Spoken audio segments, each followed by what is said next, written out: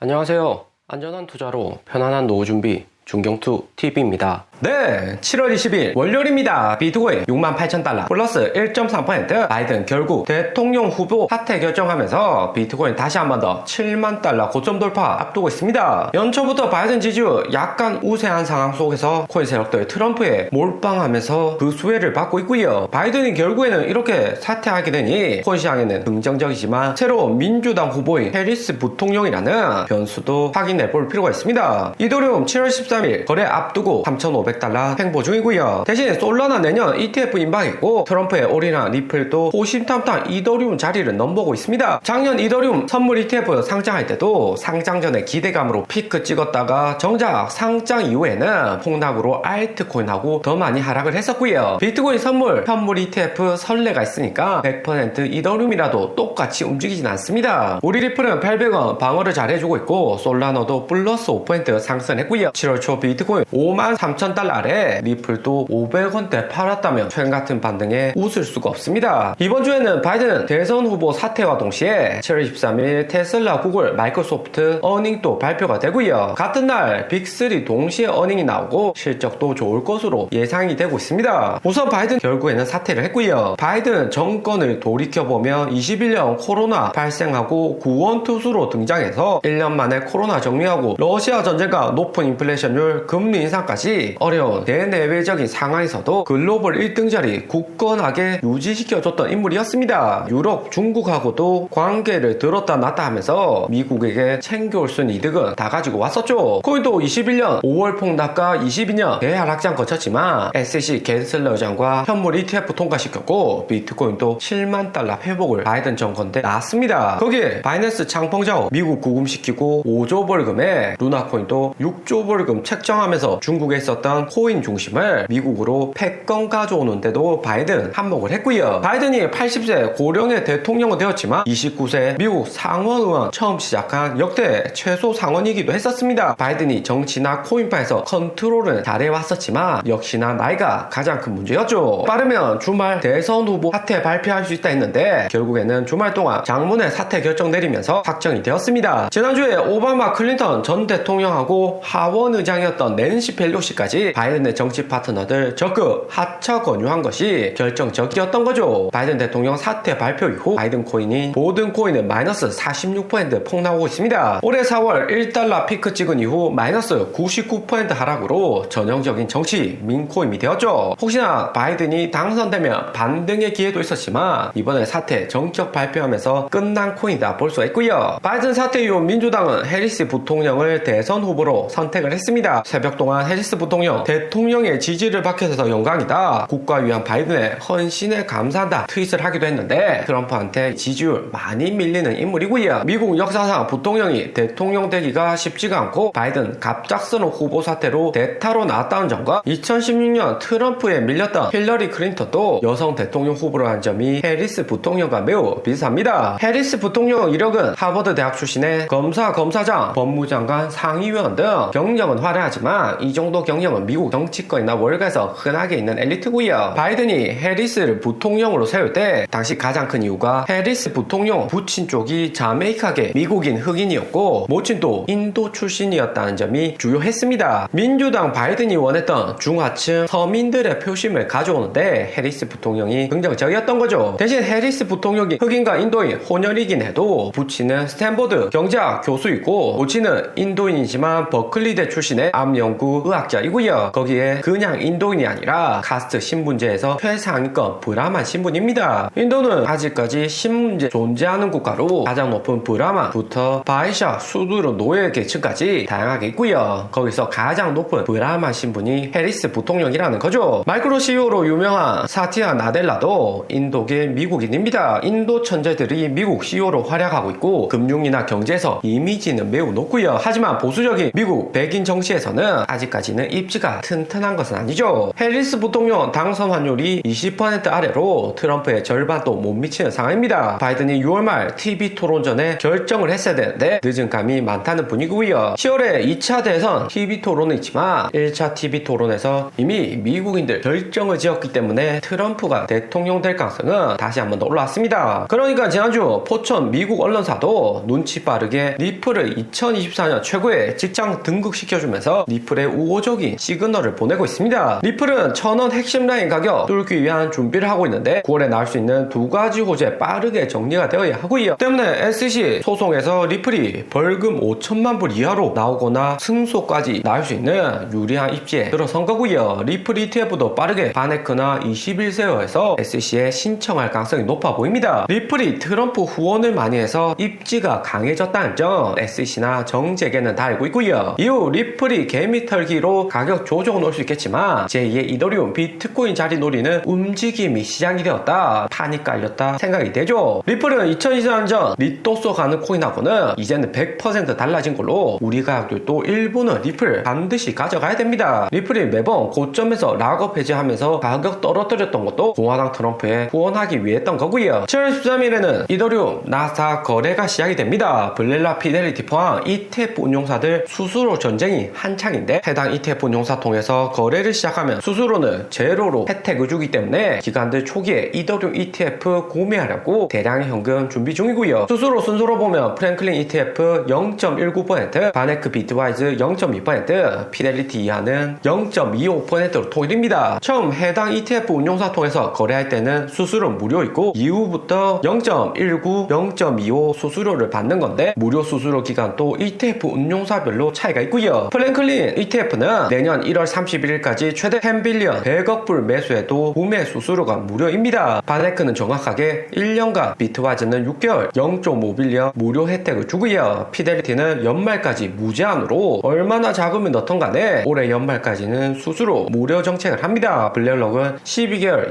2.5빌리언으로 무난한 수수료 혜택을 보여주고 있고요. 프랭클린의 10빌리언 수수료 무료나 피델리티의 연말까지 무제한 수수료가 가장 파격적이고 블랙록은 12개월 2.5빌리언 2등으로 우수합니다. ETF 운용사의 규모나 실적으로 보았을 때는 기관들이 올해까지 피델리티 1등 선택하고 2등으로는 블랙록으로 수수료나 혜택 중에서 가성비가 좋고요. 초기 ETF 매수의 수수료 혜택까지 크기 때문에 무료 정책하는 데드라인이 올해 연말이나 6개월간은 이더리움 신규 매수는 급중할 수가 있습니다. 그리고 한국 코인 거래소도 예치금 전쟁으로 치열하고요. 업비트 지난주 가상자산은 발표되고 1.4% 예치금 준다고 하다가 빗썸이나 코비 빠르게 예치금 상향 조정하니까 2.1%로 예치금 이용률을 올렸습니다. 업비트는 1.3%에서 2.1%, 빗썸은 2%에서 2.2%, 코빗도 1.5%에서 2.5% 늘렸고요. 이렇게 되면 거래량 가장 낮은 고박스는 3% 이상 갈 수 있다는 생각도 됩니다. 그런데 코인 거래소 예치금 이용률 상향에도 빠르게 코인 거래소 내 거래량은 회복되지 않고 있고요. 최소 거래량 크로노스, 디카르고 5억이고 커크체인 테조스는 6억 정도로 7월 초 하락장 1억 2억보다는 상승해 있는 수준이지만 가상상품 나오기 전 8억까지 올라갔던 최소 거래량이 다시 한 번 더 낮아지고 있습니다. 알트코인 시장은 전형적으로 한 번의 V자 반등은 못 오는 시장이고요. 특히 국내 코인 시장 메인이라 볼 수 있는 공산층도 부동산과 물가 상승에 여유 자금 부족하기 때문에 빠르게 코인으로 들어오기는 제약이 있어 보입니다. 하지만 추가 조정 나온 이후 거래량도 본격 반등을 하고요. 알트코인도 보면 2020년 거대 상승장 오기 전에 약간의 반등 오고 다시 저점 찍은 다음 본격 상승을 했었습니다. 그리고 작년에서도 비트코인 15,000달러 저점 찍고 반등 오냐 했지만 다시 한 번 더 알트코인 저점 만들면서 개미들 다 털어냈고 본격적인 3배, 4배 상승이 시작이 되었고요. 오늘의 영상은 여기까지입니다. 좀 더 디테일한 투자 정보가 필요하신 분들은 커뮤니티로도 자료가 공유되니까 멤버십 가입과 구독 부탁드립니다. 감사합니다.